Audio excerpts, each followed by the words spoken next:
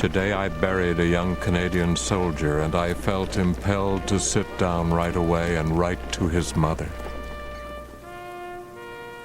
He was my son. During World War I, Canon Frederick Scott is a Canadian Army chaplain. His 3 oldest boys are with him at the front. During the Battle of the Somme, Harry, his second son, is camped nearby, ready for the assault. Frederick Scott prays fervently for his son's survival. But Harry is killed in battle. His men bury him in haste where he fell. Scott desperately wants to give his boy a final blessing. He finds the grave and digs until he comes upon a body. It is unmistakably his son's. My darling wife, there was dear Harry's left hand with the signet ring on his little finger. It was like a miracle to think that I had found him on that waste on which I could see many bodies still unburied. To think that I was able to touch his dear old hand once more. In a flash, all our memories of Harry, all the joy he was to us, crowded in upon my mind and broke me down. I thought of him as a boy at Drummondville and Quebec, and now, on this greatest of England's battlefields, our pride and our darling was lying. Canon Scott removes Harry's signet ring to give to his son's new bride, Constance. Harry Scott had married Constance Hall only 4 months before leaving for the front. Constance will never remarry.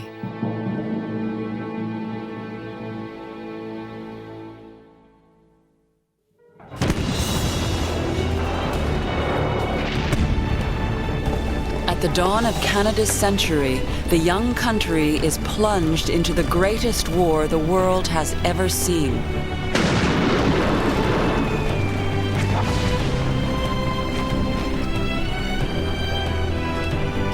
It will exact an inconceivable toll of death and destruction. It will be a time of horrific defeats and spectacular victories, of bitter conflict over who will fight.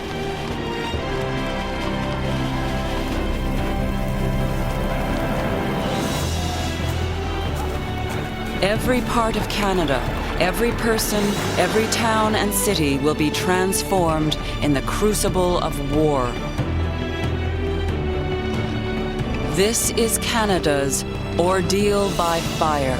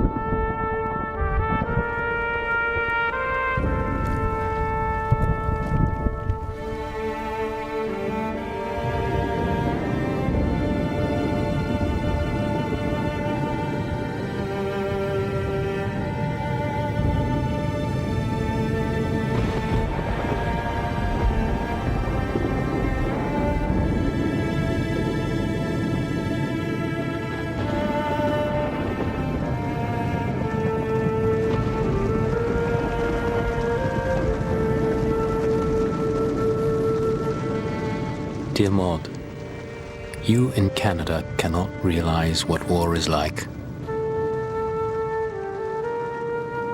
You must see the barren deserts war has made of once fertile country. See the dead on the field, headless, legless, stomachless.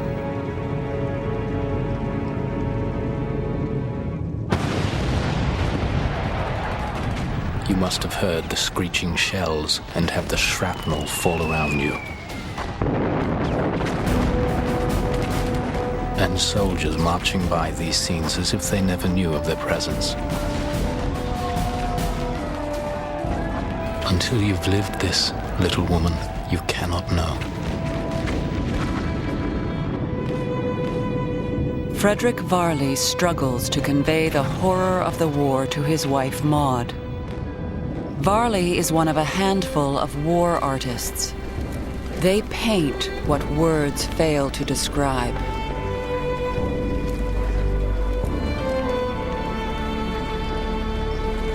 What they capture on canvas will be the most tragic episode of Canada's history, a monumental carnage and the bloodiest infantry war ever known to man.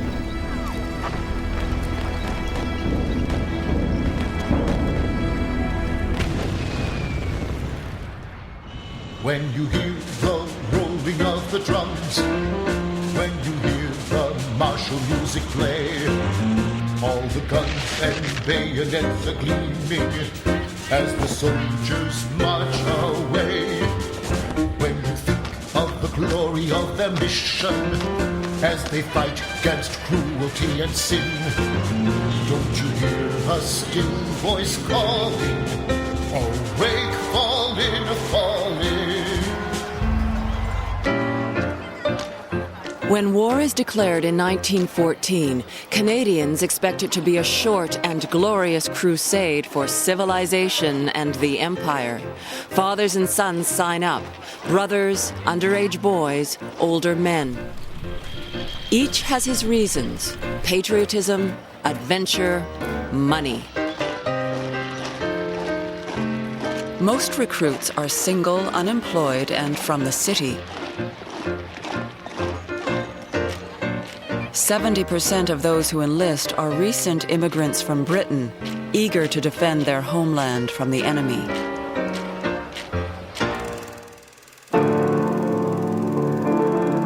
Propaganda films give that enemy a ruthless face. They help to boost enlistment, but they also spread the fear of foreigners. In Canada, immigrants from enemy countries are forced to register and to report regularly to the authorities. And while 8,000 immigrants are interned in labor camps across the country, new Canadian recruits are leaving for training camps in England.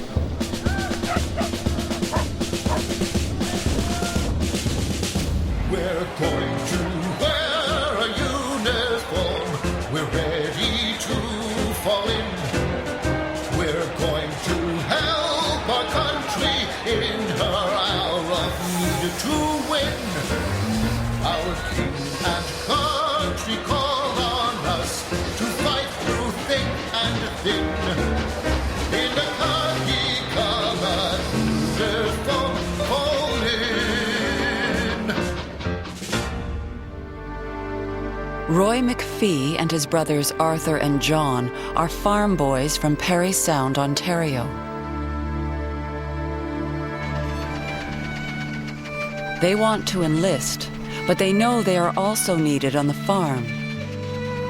Food production is essential to the war effort. Canada is the Allies' granary, but farm hands are scarce. Roy and Arthur McPhee decide to sign up for the same battalion. But John is kept back to help his little brother Norman and his 3 sisters on the family farm. Roy writes to his sister Muriel. I hope the boys around there can manage to help you quite a bit this summer. Whenever they do, thank them for me, will you? Tell them there's a fellow out in France that will never forget it, and try to pay it back sometime. To his father, Roy writes a painful letter. I don't think I have enough worldly goods to bother making a will or anything like that. I think you will know what to do if I don't come back. I'll leave the colts to John, and the rest you can put onto the farm. Roy McPhee goes to war with his parents' blessing. Arthur Joseph Lapointe's parents oppose his decision to enlist. Lapointe is from the small village of Rivière Blanche in the Gaspé Peninsula. He tries to console his mother. Ah, poor maman. Forgive your son for all the sorrow he causes you. But over there, mothers are crying as well. The mothers of Belgium and France who have been chased from their homes. It is for them that I am going to fight. Of his 10 brothers and sisters, only Alphonse is at the train station to see him off. The train will be leaving soon, and I know that I will probably never again see my brother who stands before me. An officer's voice calls out, "It is time to leave." My God, what a sacrifice. I never thought it would be so difficult.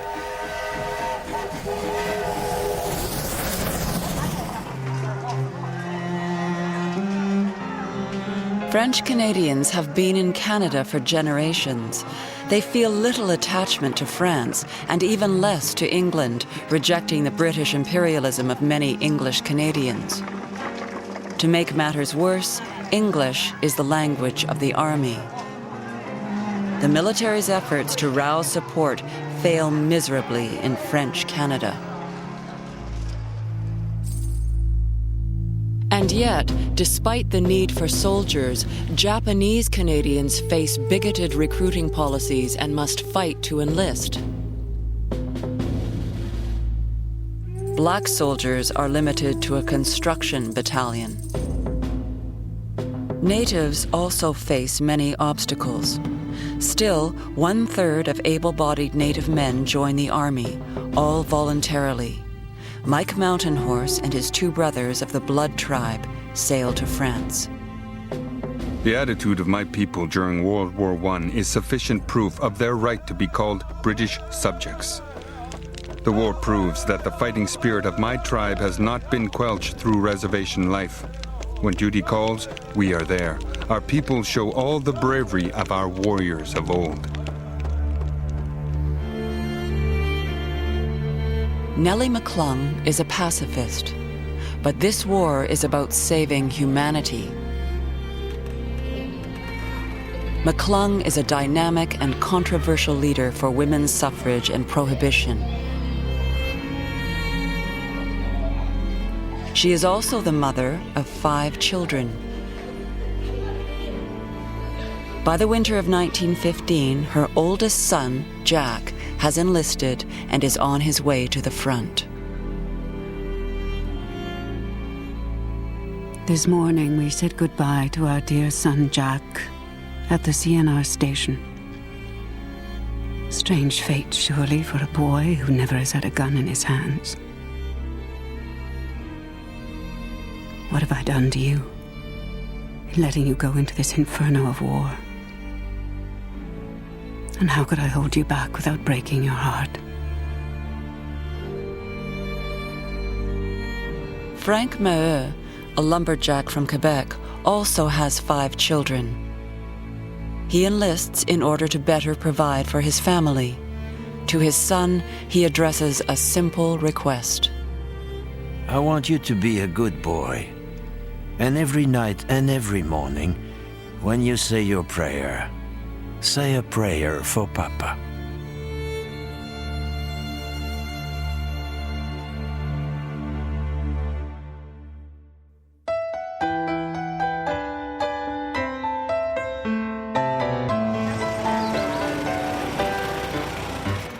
What has womanhood done for Canada? They are doing their part today. Sons they bore, they have given gladly. Now they toil for them whilst away. Think of the girls of Canada. Not 1 minute they waste each day. For they work on farm or they work in factory. All for those who have gone away. Elsa Michener is studying voice and performing in New York, but she packs her bags and comes home to Toronto to do her bit. I joined the Red Cross and helped roll bandages and knit socks. My first ones were big enough to fit an elephant. And after that, I became so proficient that I knit a pair of socks a day without any trouble. You see, everybody felt they had to do something. You couldn't just sit there. The call of duty takes other Canadian women overseas. Claire Gass from Nova Scotia is one of 2,000 nursing sisters with the rank of lieutenant. 4 of her brothers also enlist, although she attempts to get her younger brother to wait. Mother, don't allow Blanchard to enlist. He is far too young. His duty to his country at present is to play the man at home and stick to his lessons. Until the government requires 16 and 17-year-old boys to enlist, it is wrong for them to go, surely. Despite her pleas, Blanchard Gass joins his sister at the front. Claire Gass can go to war. Nellie McClung can send her son off to fight. But despite their contributions, they cannot vote. We have seen our brave lads go out from us in health and hope, amid music and cheers. And already we know that some of them will not come back. Killed in action, died of wounds, missing, say the brief dispatches, which tell us that we have made our investment of blood. Nellie McClung takes aim at the Election Act of the Dominion of Canada. No woman, idiot, lunatic, or criminal shall vote.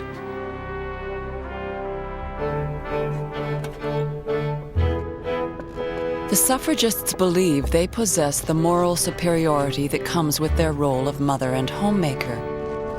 They want the vote to protect themselves and their children, especially from the evils of liquor.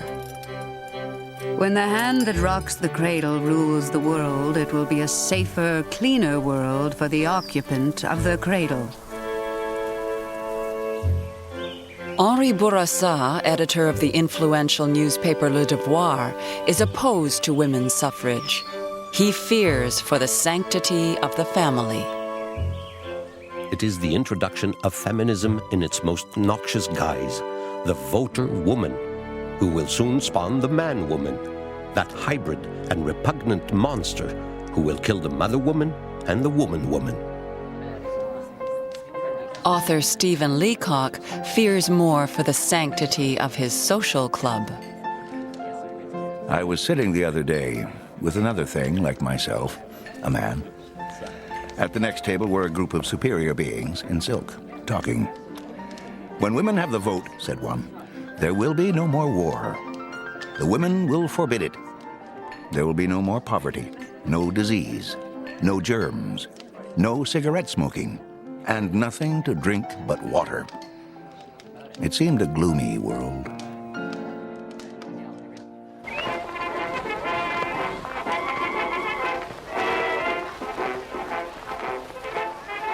The war provides new ammunition to the prohibitionists. They claim that alcohol production uses up precious grain and that liquor weakens the soldiers and factory workers so essential to the war effort. Stephen Leacock is dismayed that they just might win the battle. There are a certain number of deeply religious, patriotic, and estimable people who actually believe that in passing a law to make it a crime to sell a glass of beer, they are doing the work of Christ on earth.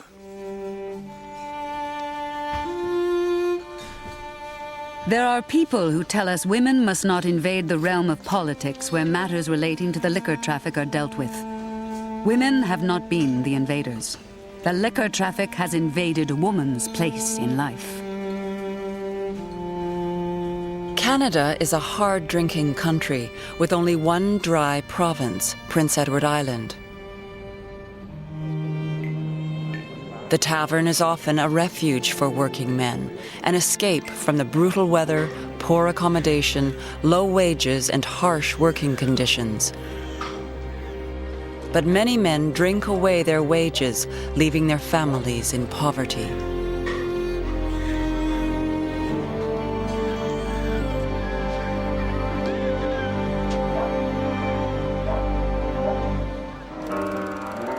Temperance groups have been spreading the word for decades by every possible means. For Nellie McClung, alcohol is the worst enemy of women and children.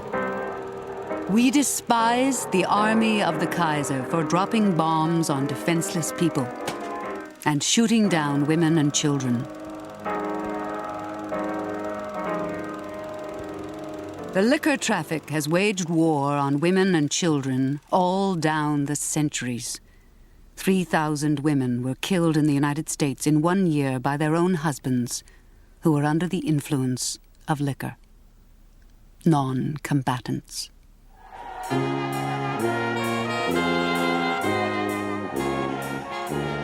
In Ontario, prohibitionists organize parades and sign petitions, but the heart of the reform movement is in Western Canada. So victory is especially sweet in the prairies in 1915, when the Saskatchewan government closes all bars and saloons, followed closely by Alberta and Manitoba. By 1916, women have also won the battle for the vote in the 3 prairie provinces.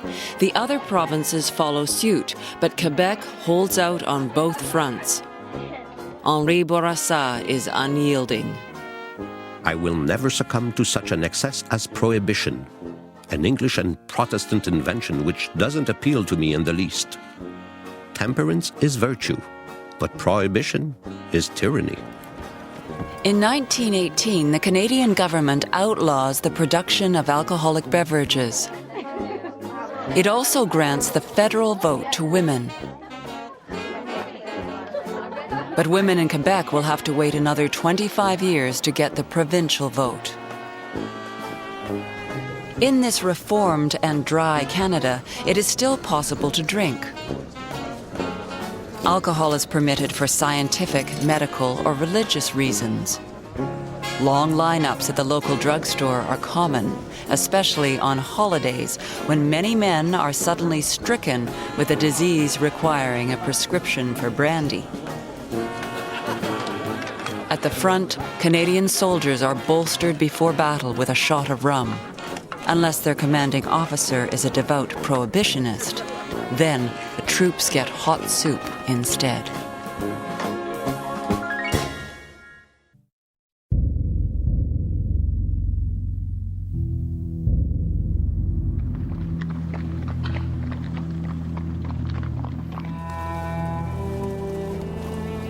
There's a news story going around every few days about where we are going. I don't care where it is, as long as there's no mud. It is a simple wish, but Roy McPhee will spend the next 4 years engulfed in mud and filth, in trenches filled with rats, lice, and rotting bodies.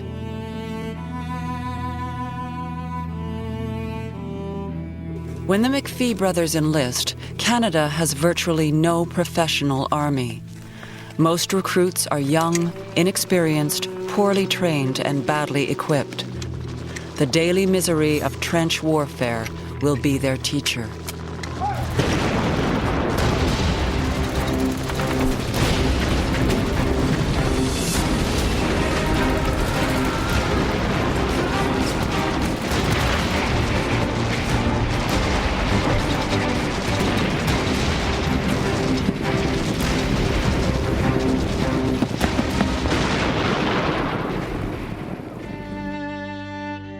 John McPhee gets only one lesson.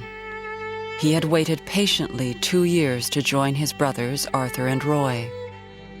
By the time he arrives in Europe, Arthur is already wounded. Roy is at the front, and John joins his battalion. He writes to his sister, Gladys. Dear Gladys, we have got up to our battalion. Have been here 4 or 5 days.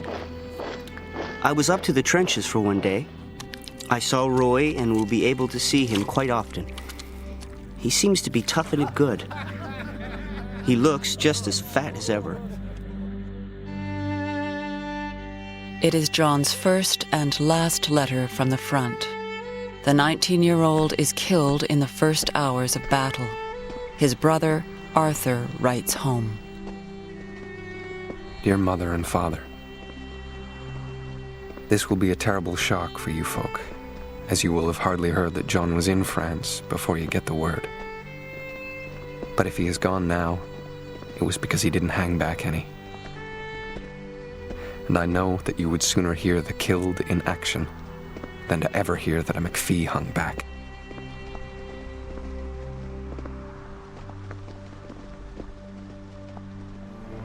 As part of the British Empire, Canada fights for the Allied forces, France, Russia, Great Britain, and their colonies. By 1916, Italy, Romania, Greece, and Portugal have joined them. The Allied armies are pitted against the Central Powers, anchored by Germany and Austria-Hungary. The major Canadian battles take place on the Western Front. In one day alone at Ypres, the 1st Canadian Division loses half of its men for a gain of a few hundred meters. The battles of Festubert and Givenchy in 1915 and Saint-Éloi and Mont-Sorel in 1916 establish Canada as a fighting force. The casualties are great and the gains are few, but no battles are as bloody as the Somme offensive.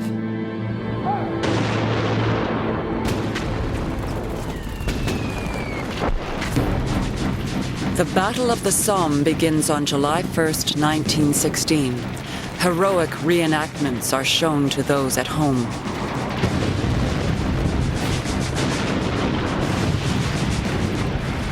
In reality, outdated military tactics are no match for the new weapons of war. The men are often mowed down by machine gun fire as they leave their own defenses. Newfoundland's 1st Regiment is devastated. In the first half hour of the first day of battle, all but 68 of the 798 men are killed or injured. These images are not shown back home.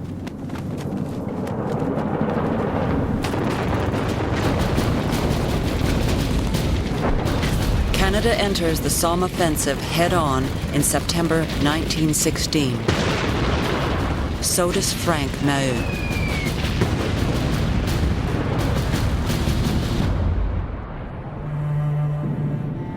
We were walking on dead soldiers, and the worse. There were about 3 feet of mud and water. I saw poor fellows trying to bandage their wounds. Bombs, heavy shells, were falling all over them. Poor Angeline. It is the worst sight that a man ever wants to see.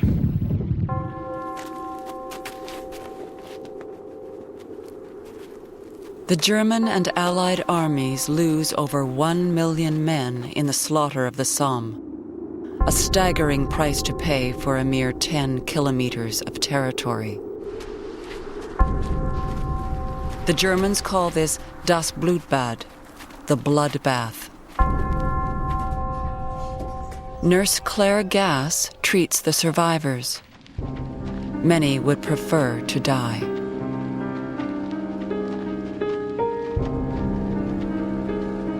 All are so brave, and yet those who are not badly wounded are so tired of the war.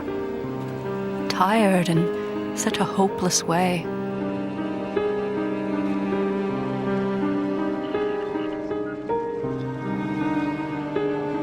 Some terrible cases, oh, so much the better dead. One young lad with eyes and nose all gone. One blur of mangled flesh. And body whole and sound.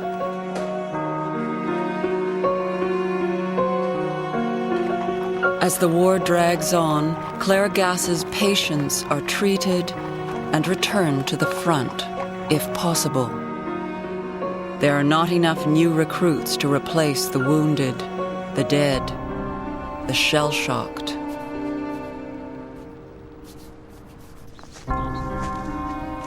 I saw poor fellows. But thank God, only a few lose their nerves like crazy men. You can do nothing with them. Some take great risks to avoid battle. Sergeant William Alexander from Alberta has been known to dodge the column. He fails to present himself at 0 hour when ordered to lead a platoon in an attack. He is found 2 days later, court-martialed and sentenced to death. To maintain discipline, the British Army executes its deserters. So does the Canadian Corps. Only the Australian Corps refuses to do so. Canon Frederick Scott prepares Sergeant Alexander for his execution. He turned to me and said, "Sir, is there any hope?" I said, "No, I'm afraid there is not." I pointed out that he had just one chance left to prove his courage and set himself right before the world. I urged him to go out and meet death bravely.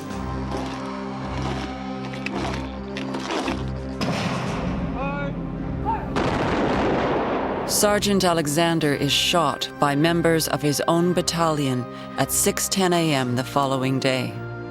Arthur Joseph Lapointe remembers having to parade past the body of one of his executed comrades. His tunic was splattered with blood, and his head hung down on his chest. His face had such an air of resignation that he seemed to be smiling weakly, even in death. I carry with me such a vivid image of that horrible spectacle. It seems I will never forget it. 22 Canadian soldiers are executed for desertion during World War I.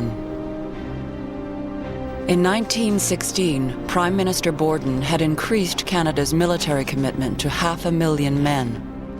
All were to be volunteers, but as casualties mount and enrollment drops, this commitment will become the dominant political issue in Canada.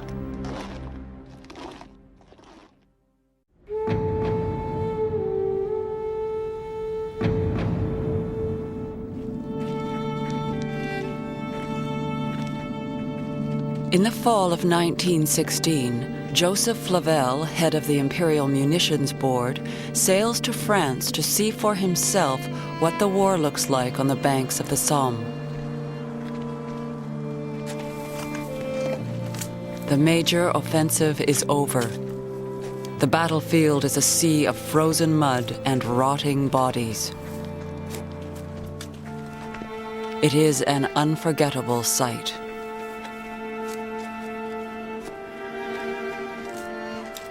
My God, what have these poor men done? What have these men done that they must be punished in this way?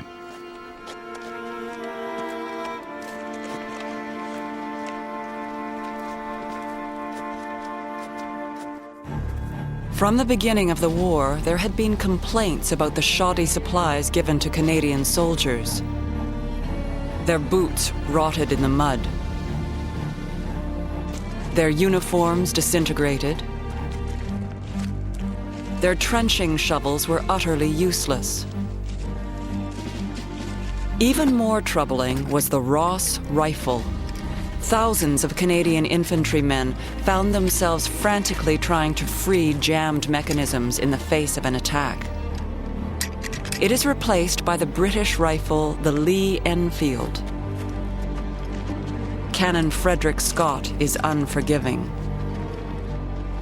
The Ross rifle is the greatest crime ever perpetrated against the soldier boys and their loved ones. The blood of Canadians wasn't worth the filthy gold that somebody made out of it. Colonel Sam Hughes, the Minister of Militia, was responsible for many of the munitions and equipment that ended up on the field. He championed the Ross rifle. He was also responsible for giving his cronies contracts. Sam Hughes is fired in 1916.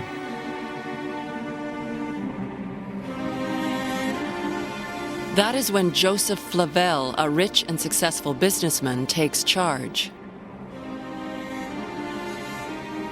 His slaughterhouse and bacon exporting business had helped earn Toronto its Hogtown label.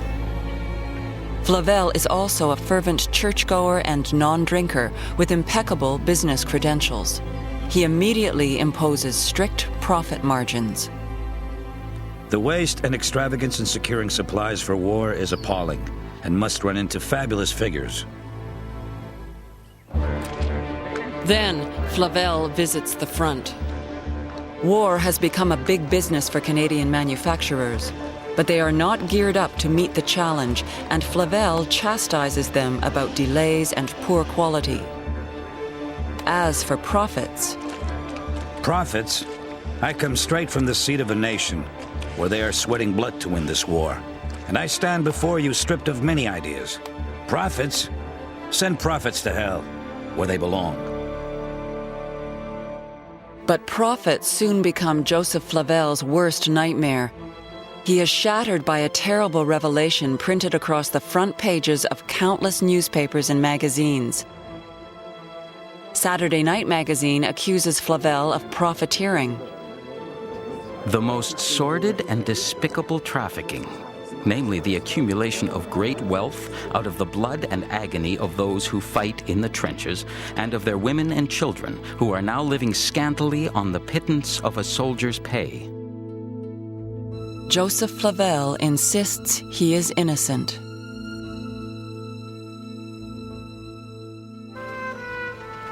The accusations arise from the fact that his pork trading business, the William Davies Company, had earned a profit of nearly 80% in 1916 and again in 1917. A royal commission clears Flavel of all charges of unethical business practices, but the war is a crusade and there are no shades of gray. Flavel will be forever scorned as the Baron of Bacon. Shall we close this chapter? It is all over, except the unfortunate remembrance in every part of Canada that I am to be remembered after the war as a profiteer. While fortunes are being made and reputations shattered, Elsa Michener puts her knitting aside to produce shells. Manpower shortages had opened the doors of the munitions factories to women. It was bitterly cold. Your feet were frozen, and the rest of you was just roasting because all the machinery was hot. You could smell the hot molten metal, and when we were on the way out, there was one great big doorway where you could look and see.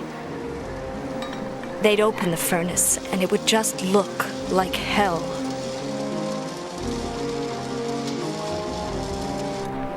It is barely more lucrative than office work and certainly more dangerous. The chemicals burn skin and ruin clothing. But Elsa Michener does her bit, her skin turning sallow, her hair orange.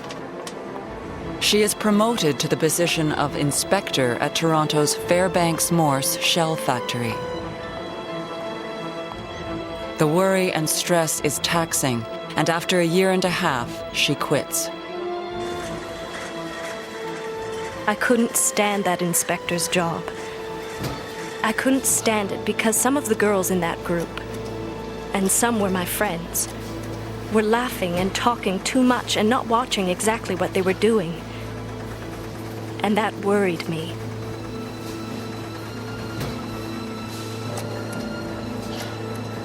I just had nightmares that I passed a shell that had been imperfect and might kill our own boys. I wanted to get out of it.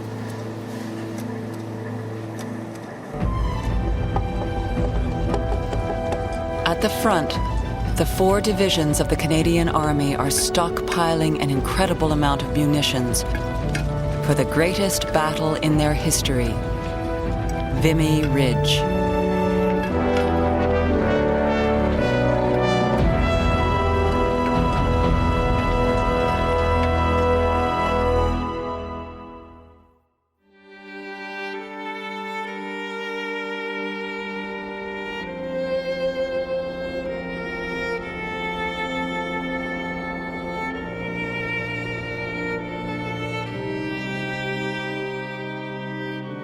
Beneath the scarred landscape of Vimy Ridge, in these darkened tunnels, thousands of young Canadian soldiers prepare for battle. The night before Canada's greatest victory, they leave their mark in the soft chalk walls.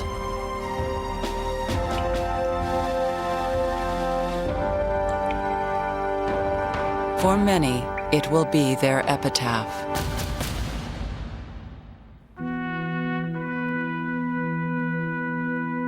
From the height of the plateau, 150 kilometers from Paris, the Germans can see the entire region. The 4 Canadian divisions are ordered to take the ridge. A surprise attack is almost impossible. The slaughter at the Somme is still on General Arthur Currie's mind. Strategies must be completely revamped. A model of Vimy Ridge is set up. The troops measure and time the planned advance. And maps are issued to all the soldiers for the first time. Currie, commander of the 1st Canadian Division, writes to his mother. Personally, I was never better. My hair is thinner and whiter, but otherwise I am all right. The division is in splendid form. I have never had more confidence in its fighting efficiency. Claude Williams is the 21-year-old son of a Methodist minister from Hamilton, Ontario. He abandoned his medical studies to join the army. Dear Father, if old Kaiser Bill only saw the preparations that have been made, he would throw up the sponge, I'm sure.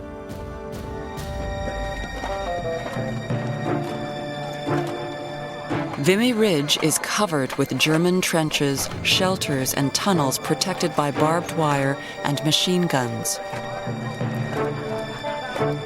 But the Canadians build an elaborate system of caves and tunnels of their own.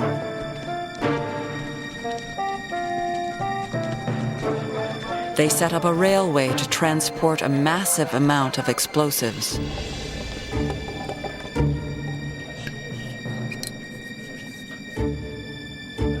Claude Williams awaits 0 hour.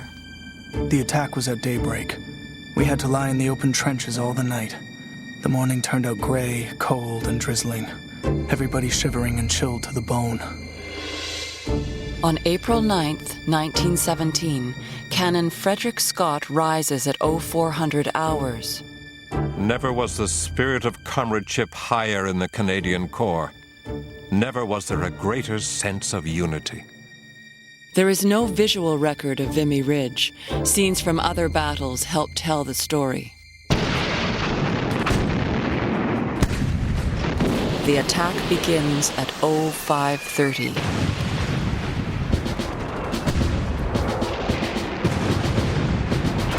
At the arranged time, to the absolute second, suddenly as dawn was breaking, every gun on the whole front opened up. The roar of the heavy guns was deafening. A creeping barrage leads the attack, destroying enemy barbed wire. The infantry marches behind, doing the Vimy Glide, a 100-yard advance every 3 minutes, protected by a curtain of artillery fire.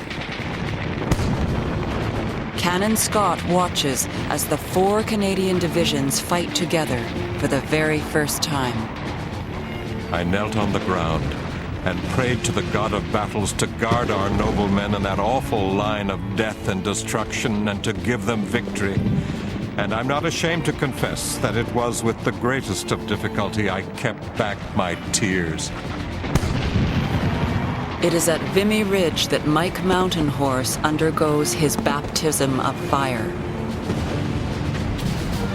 Where is the God that the white man has taught the Indian to believe in? Why does he allow this terrible destruction? I pray that he might yet bring the nations to their senses.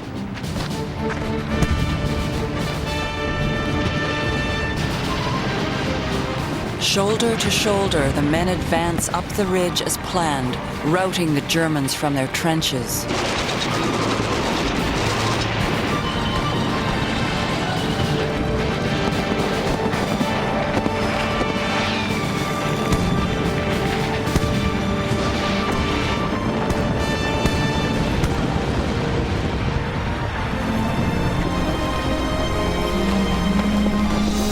The Canadian troops take and hold Vimy Ridge. Canadian soldiers make greater advances and capture more arms and more prisoners than any other Allied offensive since the start of the war.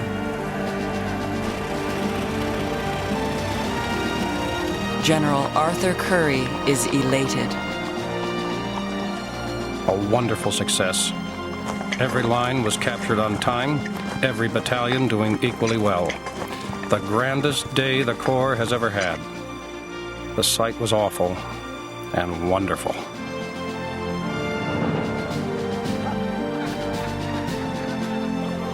It is often said that the Battle of Vimy Ridge marks the true beginning of the Canadian nation. Vimy becomes a shared symbol for Canadians and a source of national identity and pride.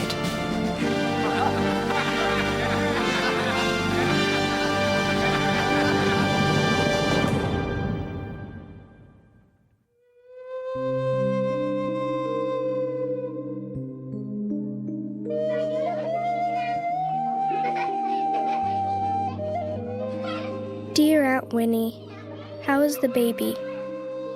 Daddy is very busy. I should tell you some news from the family. Mother and Carmen are dead. Daddy and I are safe.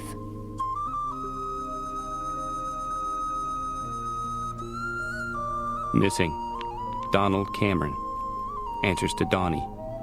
4.5 years, fair hair, dark eyes. Wore red sweater or nightgown. Father anxious.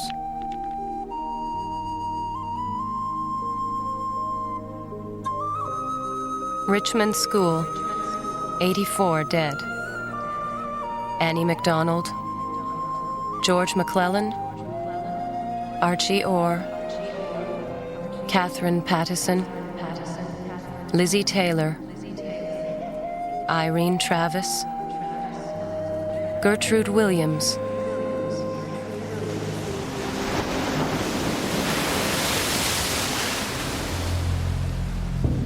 The people of Halifax are well acquainted with the war. Soldiers leave from their port. Soldiers return, wounded and worn. But on the morning of December 6, 1917, the war deals them a direct and deadly blow.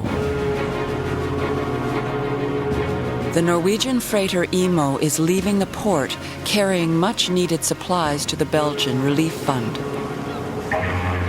The Mont Blanc, a French vessel, is arriving from New York to join a Canadian convoy set to cross the Atlantic. In order to avoid another vessel, the two ships find themselves in the same lane.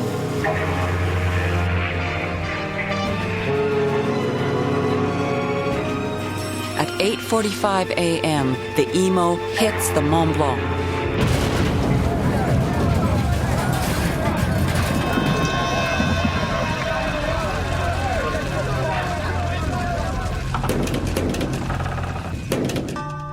Thirteen-year-old James Pattison knows from the din in the harbor that this day will be like no other. I was walking to Richmond School with my two brothers. Gordon was ahead of me, and my younger brother was right behind me. Catherine was homesick. The fire engines passed. Of course, we didn't know it was on fire. All we could hear was the alarms going, and the fire engines. Other curious onlookers come to see the accident. And in schools, factories, and offices, everyone watches from the windows. No one knows that the Mont Blanc is carrying 3,000 tons of munitions and explosives.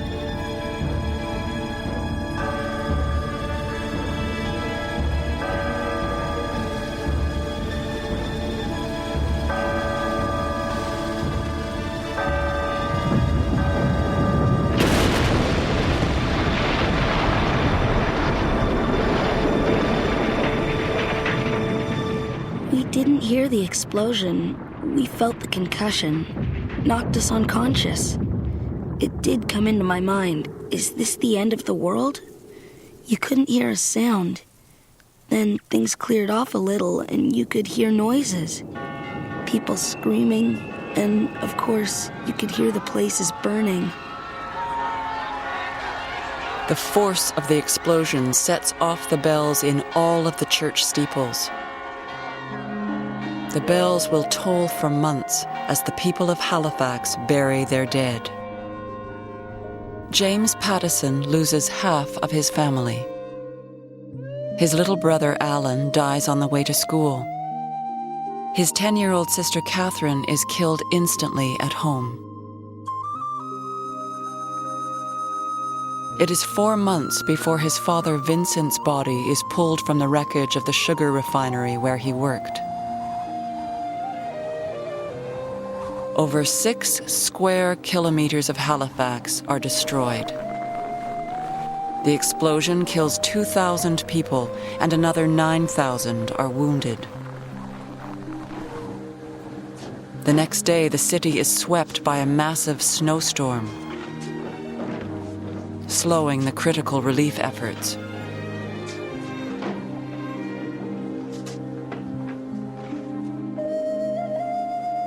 Many of the wounded are blinded, their eyes torn by shards of flying glass.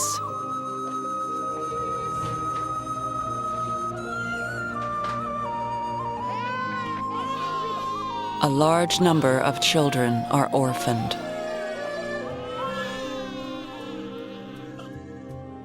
Lambert Griffith is a sailor from Red Deer, Alberta, and is aboard the Niobe, a Canadian warship stationed in the port.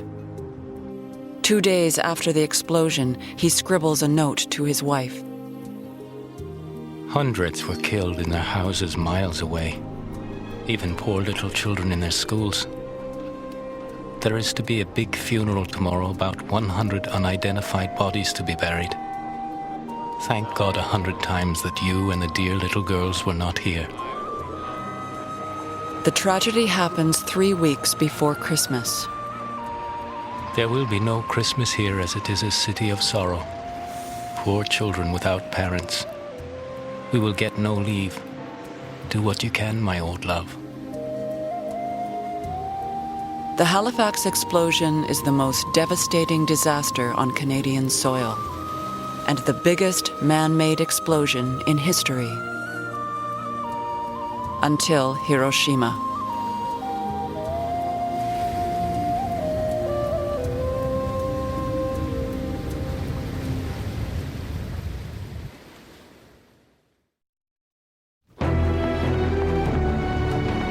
The war that is devastating Europe threatens to tear Canada apart.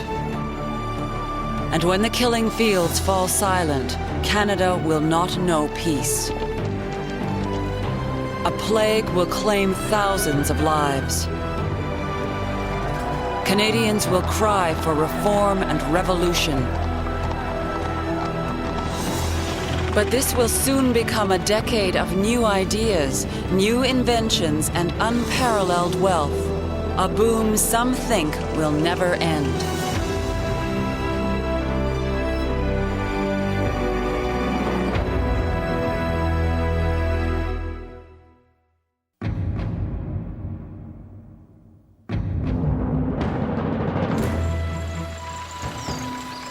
In the summer of 1917, federal agents are combing the countryside, searching for more men to send to the front. In hundreds of Quebec villages, people take desperate measures to escape the sweep. We went to Mass, and the priest says, "There's a man coming around to pick up married fellows with no children." So I tell my husband, "Your sister-in-law has a lot of children. Maybe she would lend me one." Oh, the kids started to cry. My sister-in-law, all of us cried and cried. And she explained to her kids, "If we don't lend them the baby, Uncle Gilles will go to war. He'll get killed. We will never see him again." Anna LaChapelle and her husband do what it takes to keep him from the front.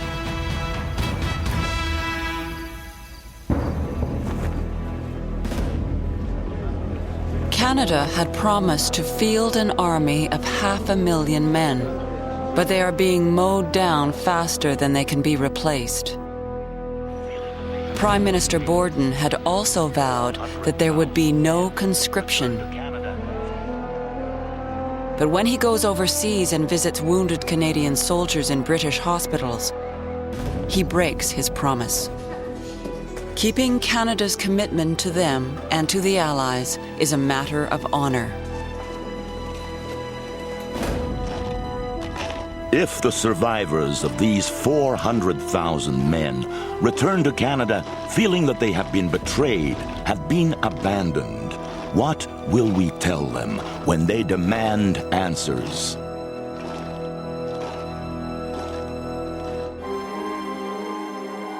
Conscription lands like a bombshell in Quebec. French-English tensions are already running high.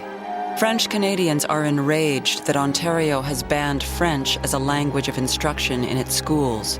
They are in no mood to be forced to fight for England. If we are asked to go fight for England, we will respond. Give us back our schools. The Archbishop of Montreal, Monsignor Bouchesi, sends a warning to Prime Minister Borden.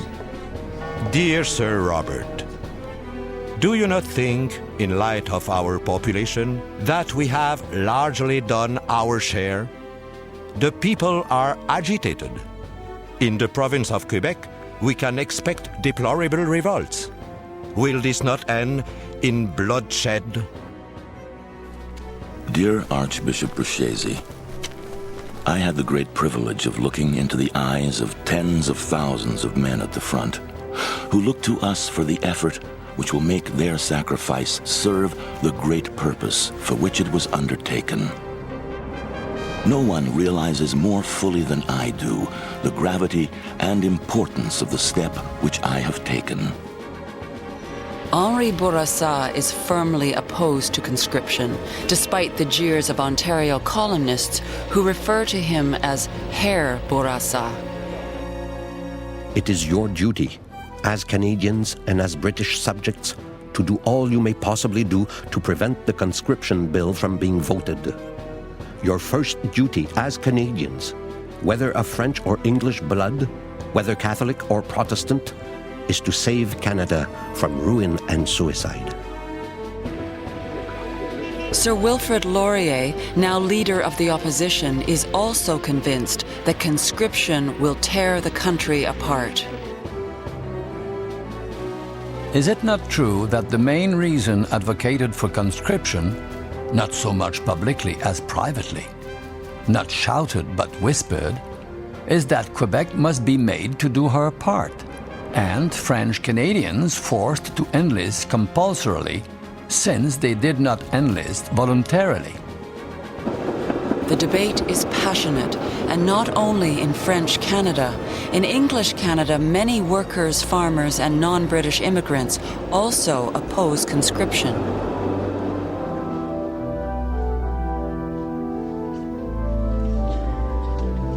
The Reverend J.S. Woodsworth, a social reformer and pacifist from Winnipeg, is one of the few English Canadians bold enough to speak out against conscription. I am not a pro-German. I am not a slacker or a coward. I had thought that as a Christian minister I was a messenger of the Prince of Peace. Christianity may be an impossible idealism, but so long as I hold it, ever so unworthily, I must refuse as far as may be to participate in or to influence others to participate in war. Manitoba Labour leader Fred Dixon is maligned and beaten for his stance against conscription. If I have to shed my blood, I would prefer to do it here, where I know it would be for freedom.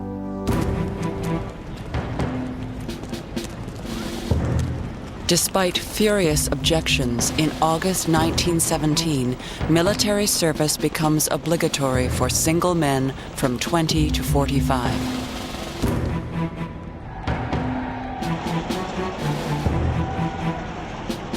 All summer, crowds in Quebec denounce conscription.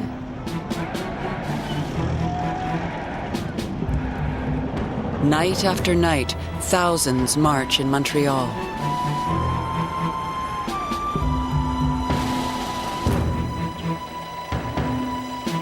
"19 days have passed since Anna LaChapelle borrowed her sister-in-law's baby. I told my husband, look, there's a man coming to see us. My husband says, stay calm and rock the baby. My husband opens the door. Hello, sir. Sets out a chair. But the man comes straight to me. You've got a pretty little baby. She looks just like you. He talked to us for a bit. Then he said he had to be going. The sweat was pouring down my back. I couldn't stand it.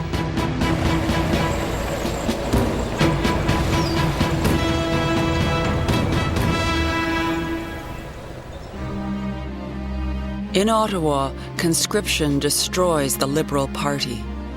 Laurier, who has spent his career working for French-English harmony, sees most of his English-speaking MPs desert him, joining Borden in a coalition government. The old man is devastated. I find myself separated from colleagues whom I cherish like brothers. I follow my conscience just as they follow theirs.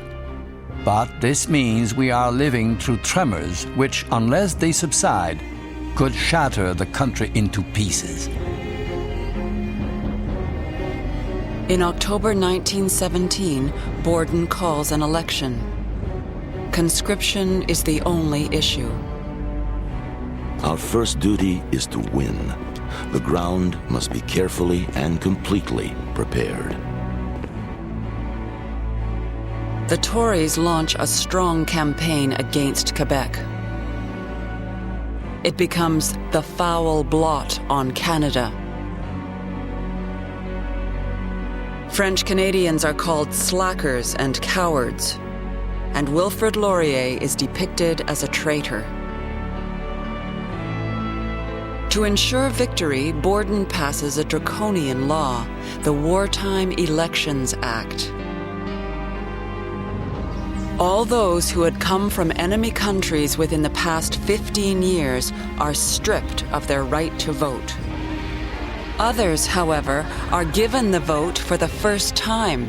Women who have a husband, son, or brother at the front, they are sure to support conscription.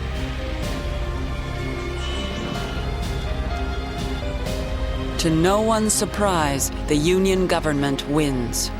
But Borden is not out of trouble. 90% of conscripts ask for exemption, even amongst the English Canadians who voted so massively in favor of conscription. Borden responds by canceling all exemptions in April 1918.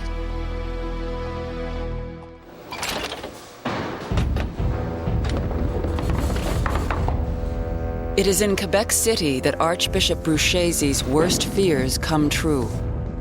On Holy Thursday, a young man is arrested at a bowling alley for not having his registration papers with him.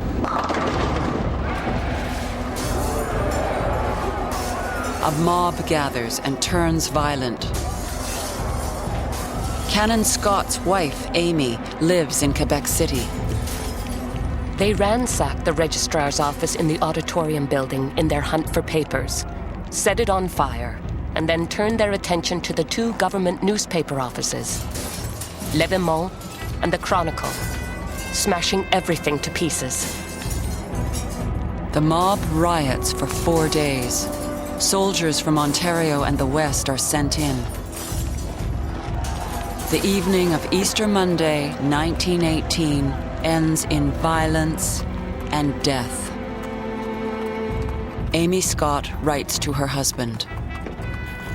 Nothing can describe our feelings as we stand and listen to the rattle of machine guns, the shouts and cries of the angry mob, and think of the bloodshed and fighting that is going on a few hundred yards below us.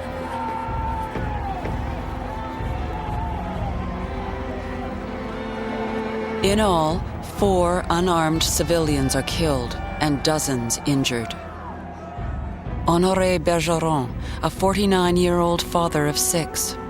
Alexandre Bussière, a 25-year-old mechanic. Joseph-Édouard Tremblay, a 23-year-old student. And Georges Demeule, just 14 years old.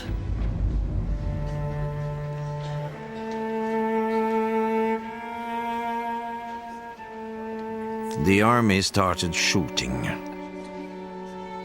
The little Demeule kid was with us.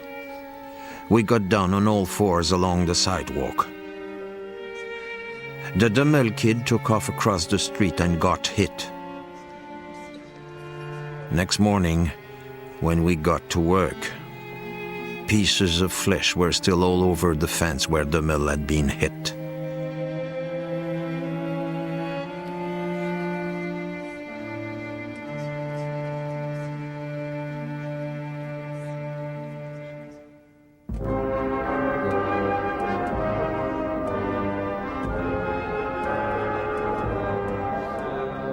A year later, Sir Wilfrid Laurier is buried in Ottawa.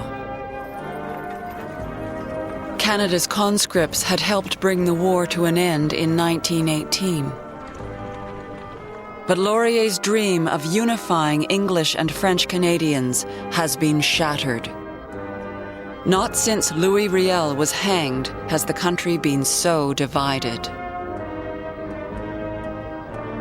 Laurier leaves these despairing words to those who would choose his successor. Do not choose a French Canadian. The situation of a French Canadian Prime Minister is impossible, and he can do nothing for his people.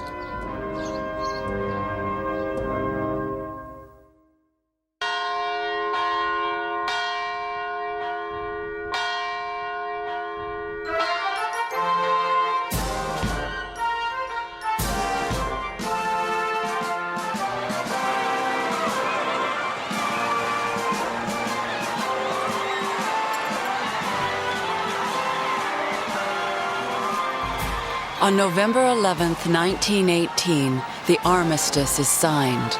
The war is finally over.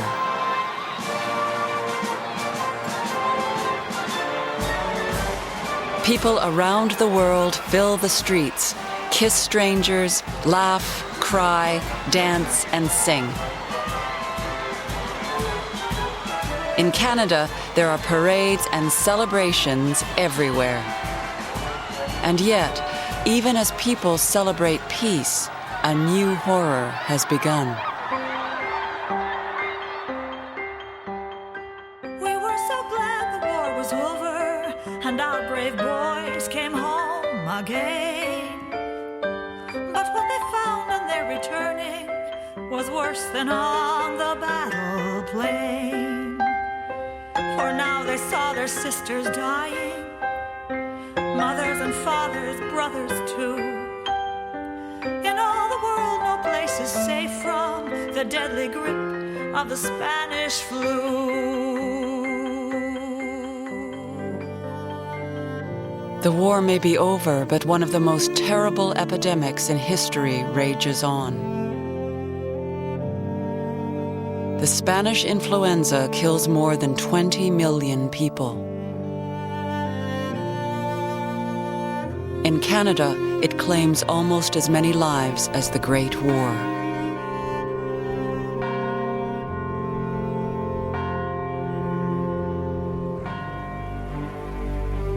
My mother, my older sister, and 4 brothers were ill with the flu.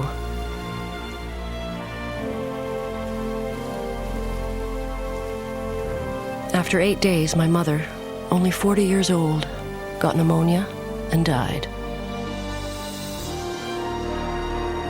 My father and I attended her funeral at 4 o'clock on November 11th, 1918, to the sounds of bells ringing for the armistice. Many soldiers who are spared death on the battlefield return to find they have not escaped it at home. Lieutenant Arthur Joseph Lapointe arrives in his village. My father, his face somber, said to me, "We didn't want to tell you of the misfortune that had descended upon us, because we didn't know when you would be home, and we knew the news would make your life there unbearable. The terrible flu epidemic has taken 3 of your brothers and 2 sisters in just 9 days. It is not the return home that I dreamed of. It seems to me that my life will always be empty now. My God, if it was to know such suffering upon my return, why did I not die at the front, killed by a bullet?"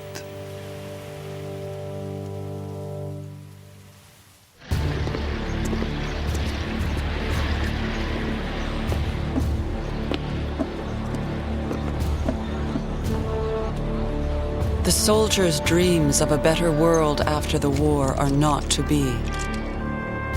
Thousands of veterans are unemployed and unemployable. Canada is in debt. The cost of resettling returned soldiers and finding pensions for war widows and their families is huge. The returned men want jobs, bonus payments, and recognition. The veterans' efforts eventually lead to the adoption of one of the most generous pension plans for veterans in the world. This pension, however, does not offer benefits to native veterans. Along with Japanese Canadians, they also lose their wartime right to vote. Mike Mountain Horse returns as a hero with the Distinguished Conduct Medal. We all had to behave like men in France, and I think I did so.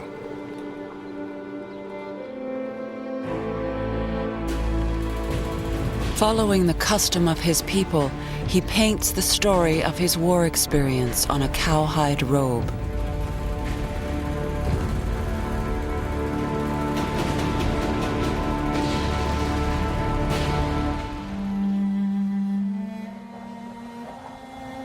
Roy McPhee comes home safe and sound. His brother Arthur also returns from the front, only to be killed a few months later in an explosion while clearing stumps. Frank Maheu goes back to the lumber camps, once again separated from his wife and children. No use telling you that I'm lonesome. I am earning some money. And always, I think of you.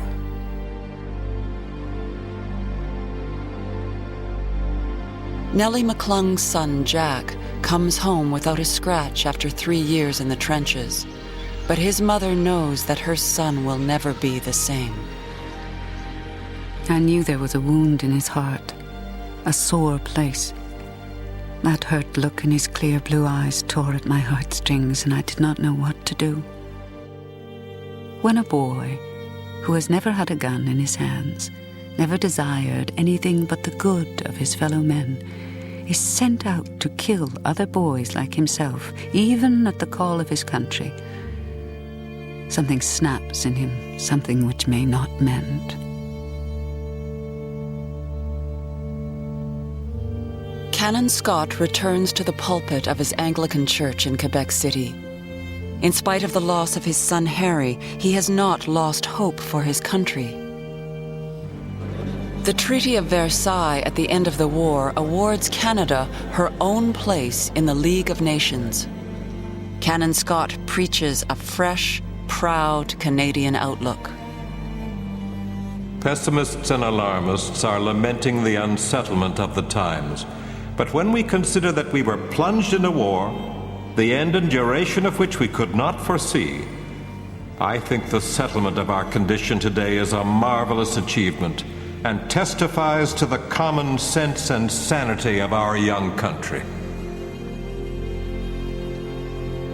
The war may be over, but Canada is about to enter a period of tumult unlike anything it has known before. It will begin in Winnipeg, at the corner of Portage and Main.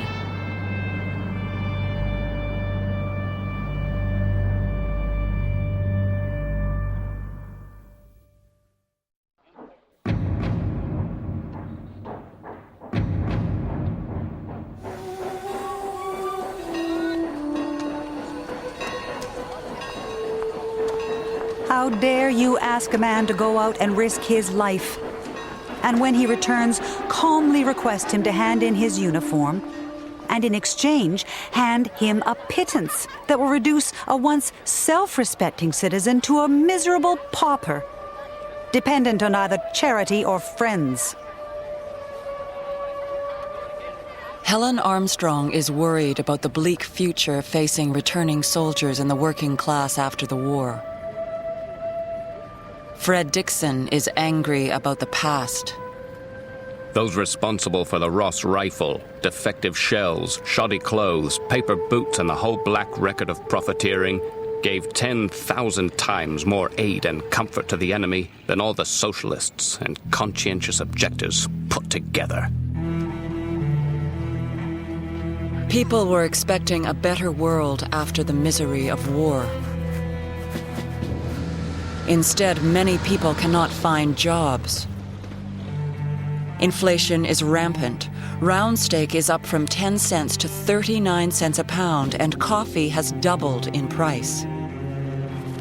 Tensions are mounting all over Canada. It is in Winnipeg that they will explode. The city's building and metal workers demand the right to bargain through more powerful centralized unions.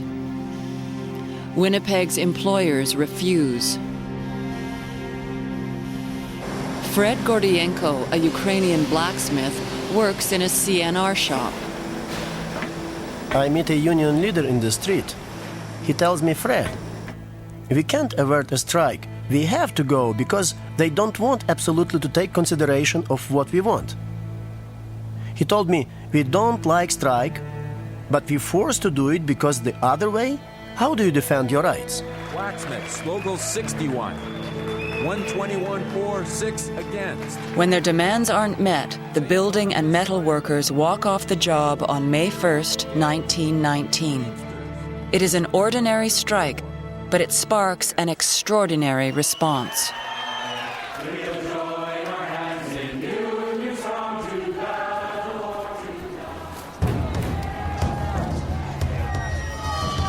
It has only been 18 months since the Tsar of Russia was overthrown, following a general strike in Petrograd. Talk of revolution is sweeping the world, and militants promote the idea of the general strike, the shutting down of entire cities, as the only way of achieving their goal here at home. On May 15th, a general strike is called in Winnipeg. The first to walk out are the Hello Girls, Winnipeg's telephone operators. Within 2 hours, the city is almost completely paralyzed. 30,000 union and non-union workers leave their jobs. Sympathy strikes break out all across the country. Ottawa fears a Bolshevik revolution. It is up to Arthur Meehan, acting Minister of Justice, to stifle the strike before Canadians panic. The leaders of the general strike are all revolutionists of varying degrees and types, from crazy idealists to ordinary thieves. J.S. Woodsworth returns to his hometown from Vancouver to see if he can help his old friends. Soon he is working with Fred Dixon at the Western Labour News, printing a daily strike bulletin. This strike is not engineered from Russia. In reality, the strike has nothing to do with revolution. It is an attempt to meet a very pressing and immediate need. The organized workers, like everyone else, are faced with the high cost of living. Like most people, they imagine it, if they can get higher wages, they can buy more food. Winnipeg's employers fight back. The Citizens Committee of 1,000, led by A.J. Andrews, unites them against the workers. The only way to deal with Bolshevism is to hit it and to hit it hard, every time it lifts its ugly head. Ottawa takes direct aim at the strike leaders, making it easier to deport immigrants without trial. They say one of our strike leaders is a German. I don't care what a man is if he's whole under the skin and a worker. The only enemy alien we have in Canada is the capitalist and the strikebreaker. As head of the Women's Labor League, Helen Armstrong organizes the women workers and workers' wives. She spends 3 days in jail on a charge of inciting to disorder.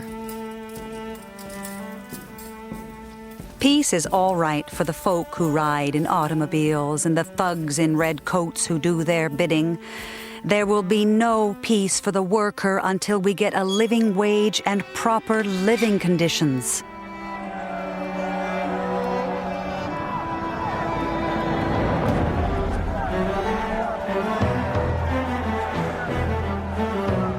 For 6 weeks, the strike committee virtually runs Winnipeg. The city fires all but 16 policemen, and anti-strike specials are sworn in to replace them.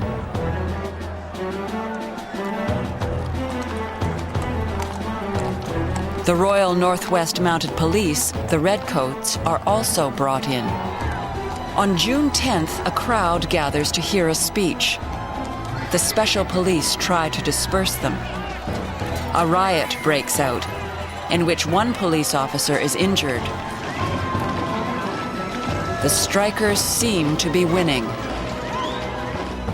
Business leaders are panicked and demand harsh measures. The federal authorities step in and arrest the strike leaders. Helen Armstrong's husband, George, is one of 10 strike leaders arrested and spirited away to Stony Mountain Penitentiary. To protest this extraordinary action, veterans who support the strike organize a silent parade on June 21st in defiance of a ban by Winnipeg's Mayor Charles Gray. A large crowd of 6,000 gathers in front of City Hall.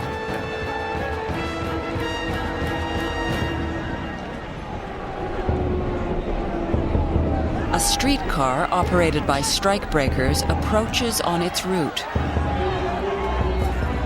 The veterans overturn it and set it on fire. The mounted police charge. People were excited. I was in the corner where the shooting started. I see the mounted police turn the corner and one of the horses fall down. And after that, 2 or 3 mounted police get mixed up with that. Someone falls, someone jumps. One man, standing on the sidewalk, thought the Mounties were firing blank cartridges until a spectator standing beside him dropped with a bullet through his breast. Another standing nearby was shot through the head. Lines of special police swinging their big clubs were thrown across Main Street and the intersecting thoroughfares. Dismounted redcoats lined up, declaring military control. 2 people are killed. 94 are arrested. Like the conscription riots of Quebec City, once again a popular demonstration is brutally repressed.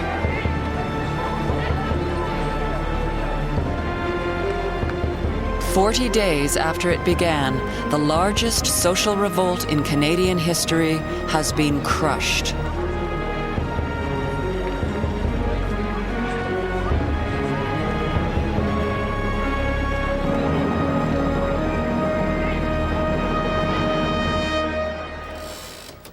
Whoever ordered the shooting last Saturday is a Kaiser of the deepest dye." Following Bloody Saturday, Fred Dixon publishes an article that leads to charges of seditious conspiracy. At his trial, he pleads to the jury to defend free speech. Liberty of opinion. That is what is on trial. I advised men to use their ballots and keep the peace. You are the last hope so far as the liberty of the subject is concerned. In your hands is placed the question of liberty of speech, whether a man has a right to criticize government officials or not. Dixon is acquitted. Many others are jailed or deported. Fred Gordienko is asked to leave his blacksmith's job.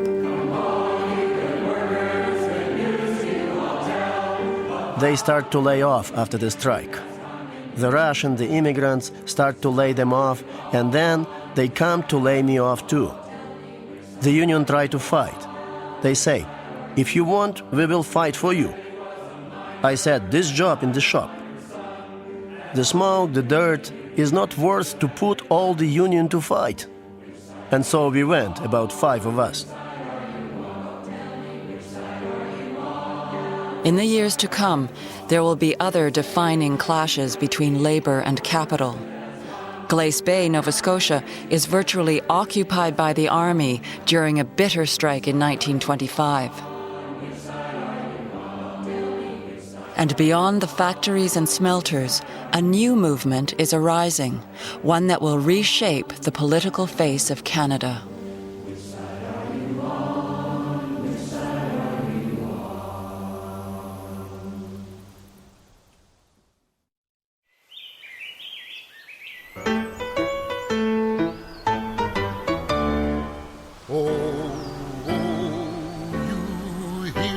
Great generals and great colonels over there. Your big guns and your aeroplanes are flying through the air. Of course they all were needed, but this thing you must allow. They couldn't win the war without the man behind the plow. Farmers across Canada are tired and disillusioned with traditional politics. The promise not to conscript their sons was broken in 1918. A post-war economic slump threatens their livelihood.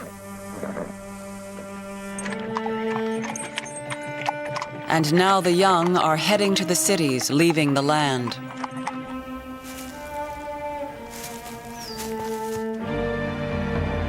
Agnes MacPhail grew up on a farm in Grey County, Ontario.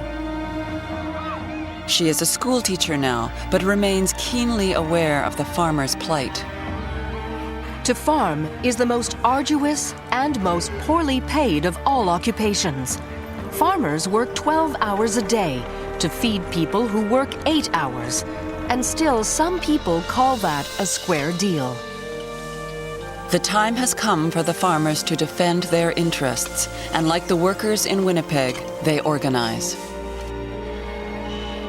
A class of idle rich has grown up in our cities, to whose love of ostentation, commerce, and industry are now pandering. These enervated and miserable specimens of humanity rush about the country in great cars, flaunt their wealth in our faces, tear up our roads, and cast their dust upon our fields. W.C. Good is one of the organizers of the United Farmers of Ontario. He is a farmer, writer, and inventor. Good decries the wheat dealers who control the price of grain and the city-born politicians who are indifferent to farmers. Agnes MacPhail becomes a convert and a rousing speaker herself. Your grandparents and mine are the real builders of this country. They built the foundation of the country strong and true. And if we sit around and let the captains of the city so undermine it that this land for which they toiled so hard is taken out of our hands by the fiscal policy of this Dominion, we are not worthy of our heritage.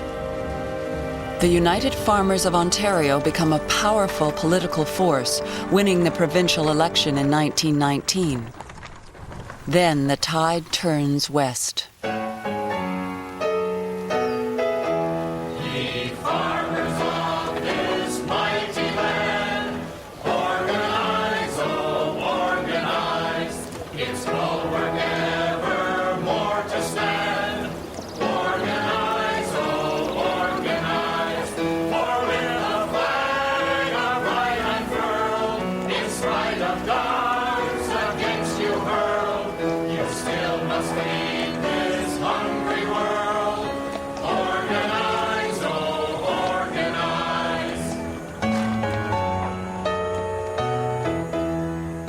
The leader of the United Farmers of Alberta is Henry Wise Wood.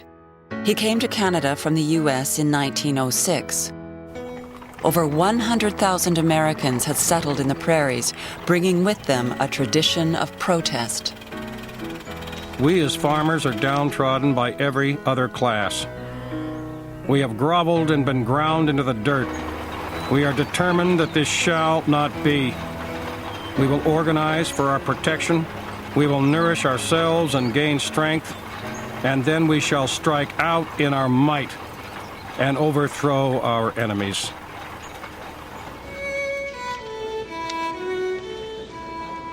The farmers consider the established parties inherently corrupt and decide they can create a better alternative. Irene Parlby's initiative in organizing a farm women's club exposed political talents she had never imagined she would use. She begins campaigning in the 1921 provincial election for the United Farmers of Alberta. On election day, the UFA sweeps away the Liberals, winning a clear majority. Irene Parlby wins a seat, becoming Alberta's first woman cabinet minister in a government dominated by politically inexperienced farmers. But they do have ideals. The future is to the strong, but my idea deals with moral values, not with physical strength. Strength to do the right thing in the face of any temptation. The moral strength that alone can give us clean government, can abolish the patronage system, despotism, corruption, bribery, and all the other ills of our political system. By 1921, when a federal election is called, farmers are ready to take their crusade onto the national stage. The Progressive Party is born. Agnes MacPhail runs as a candidate for the Progressives in Grey County, Ontario. She is the first woman to run for office at the federal level. There is one more battle to fight, one more victory to win. The date is December 6th, and the sword is the ballot. Vote early and vote right. And by 6 p.m., our country will have been redeemed from the greedy hand of the spoiler.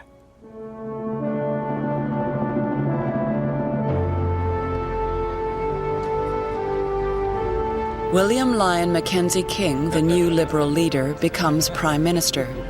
The Progressives win enough seats to form the official opposition, but refuse the role because they believe each member should vote according to local wishes, not along party lines.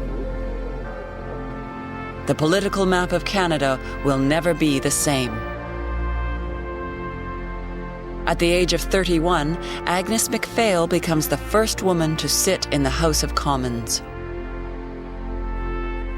On my desk, the first day, I found a bouquet bearing on the card an unfamiliar name.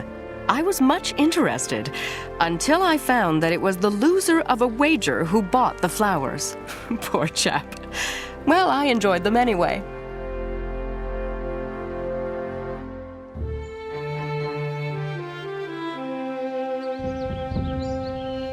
MacPhail will be the only woman in Parliament until 1929, when the first woman senator is named.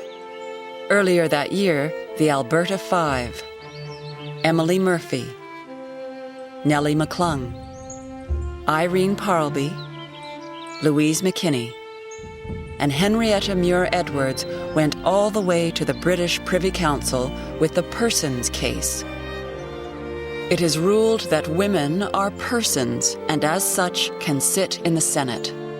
It is a landmark in the movement for women's rights in Canada.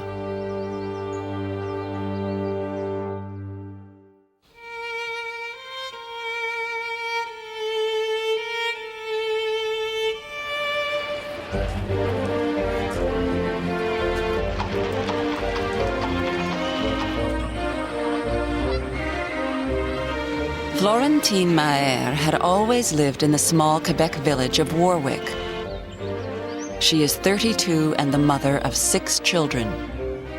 When her husband, Upton, a cheese inspector, is asked to relocate to Montreal, Florentine is delighted.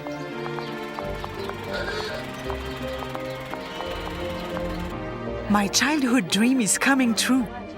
Living in town and doing all the things I love.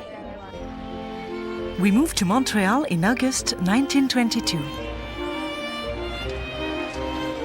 Thousands of rural families flood the cities. Despite the pleas of traditionalists who see the city as a corrupting evil where assimilation and American values rule. Florentine Maher loves the diversity of city life. In our street, there were all kinds of people.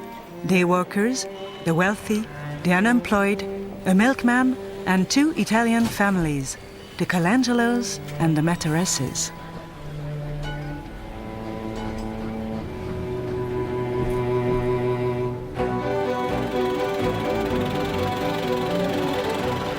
Thousands of Canadians are also moving to American cities, including Florentine's sister and her family.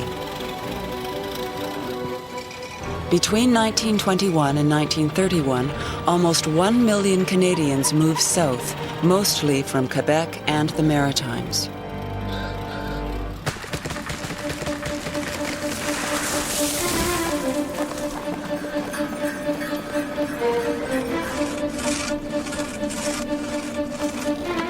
Alexandre Taschereau, the Liberal Premier of Quebec, has a plan to stem the tide.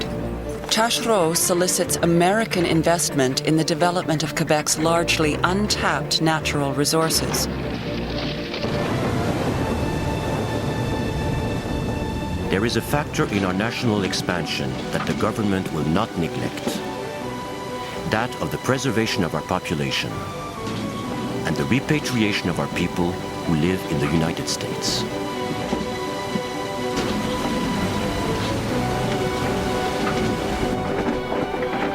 Premier Taschereau is generous to a fault. He makes deals for land and privileges. Many Quebec towns boom as a result of the massive influx of capital from pulp and paper and mining investors. Henri Bourassa worries that Premier Taschereau is selling off the nation's jewels. The two face off in the Quebec legislature. At this rate, American capital will soon rule over Canada and Canadians. We could and should be alarmed. We should not be surprised. It's the direct result of our wartime spending spree. We wanted to play the part of a great nation. We've gone bankrupt to save civilization and democracy. We are now at the mercy of our neighbors. They grew rich at the game that ruined us. Premier Taschereau is unapologetic. I am not afraid, and I will never be afraid, that our French Canadians will become Americanized because of an inflow of American capital. They have resisted other dangers and other trials. And as I have said many times, I prefer to import an American dollar than to export a Canadian worker. All across Canada, American dollars give the economic recovery a very big boost. Pulp and paper is Canada's leading export, and Americans own more than 1/3 of Canada's pulp production.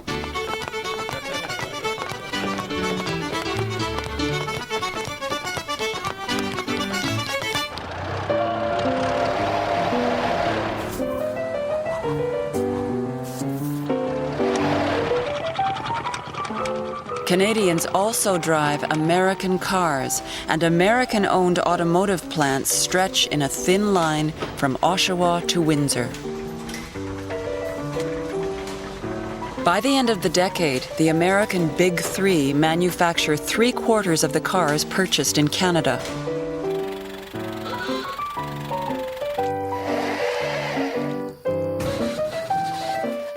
Florentine Maher and her family take vacations in their brand new sedan. Our second car was a McLaughlin Buick. We would go to Saint-François-du-Lac with friends, the kids all dressed up. Things were getting better, and whatever new gadget was out there, my husband would buy it.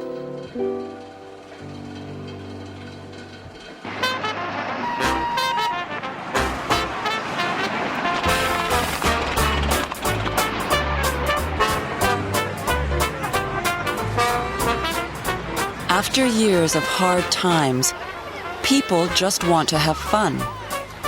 Lotta Dempsey is a young reporter for the Edmonton Bulletin during the heady days of the 20s. By now, I was pantingly compensating for my wallflower days at school. There were lots of beaux to go around, and we danced, skated, went canoeing on the river, had wonderful weekends in Jasper and Banff, and sang around home pianos.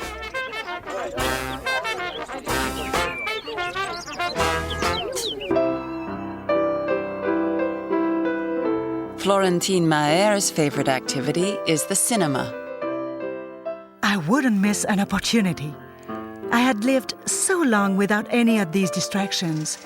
So often I would go to the Plaza Theatre on Sunday afternoons. They'd be showing the silent films of Charlie Chaplin and Harold Lloyd. I was young and loved to laugh.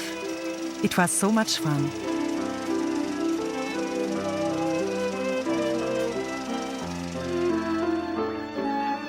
There's also a new craze in the 1920s, radio. Hockey Night in Canada is one of the most popular programs. But as the decade progresses, American radio shows are increasingly popular, and Canadian culture has a hard time finding its place in the market. What you doing, Andy? Hello there, Amos. Just checking my bank account, yeah. Oh, wow, oh, wow, oh, wow. Still in her 20s, Lotta Dempsey is sent off in 1929 to interview Canadian actress Mary Pickford, who has left Canada to become a movie star in Hollywood.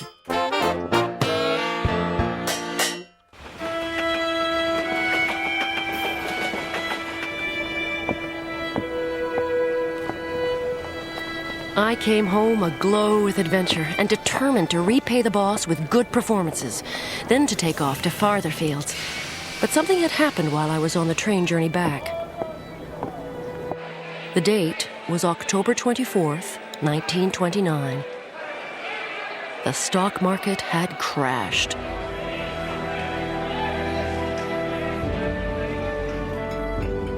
Depression was upon us. It was as simple as that.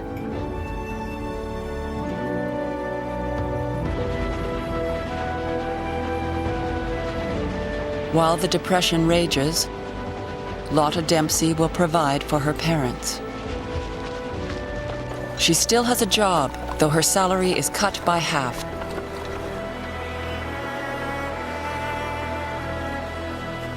For Canadians, the days of war and the days of dancing are over.